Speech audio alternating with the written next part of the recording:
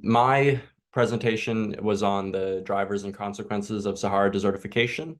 So just for a little bit of background on the Sahara Desert, it's the largest warm weather desert on Earth, and it spans about 3.6 million square miles, which is roughly the size of the US or China. So it's really massive. And so naturally, it has a significant impact on the Earth's climate and many other global processes. Ultimately, the thing that inspired this project was a graph that we looked at quite early on in the year.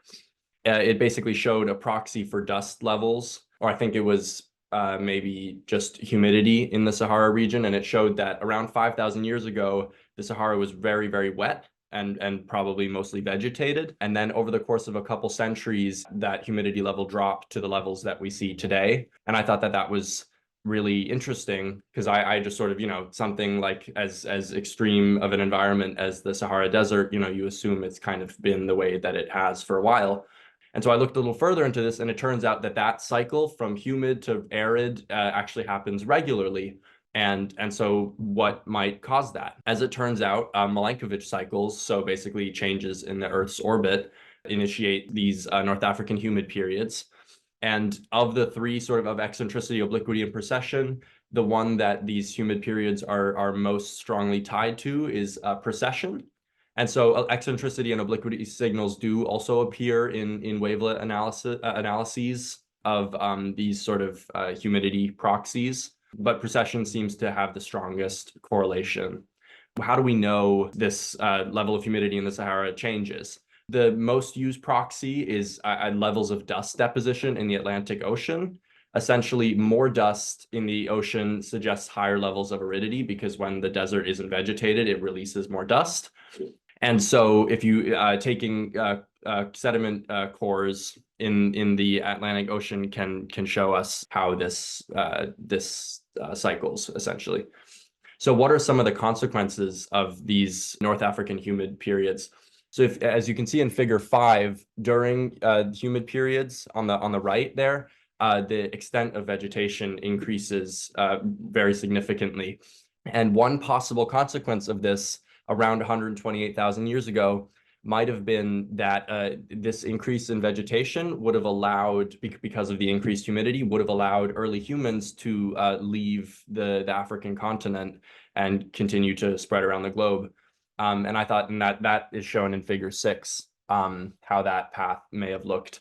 So here's some complicating or less understood factors about North African humid periods.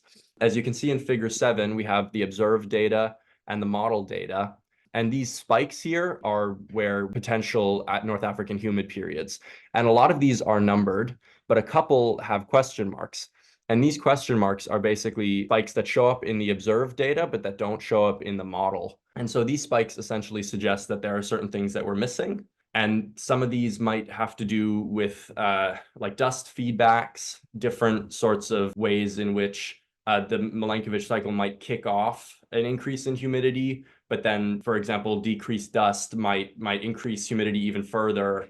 Increased vegetation might increase humidity even further. So these are just things that we don't understand as well. So looking to the future, the Sahara is growing at the moment. It's in figure 9. You can see it's 10% larger than it was in 1920.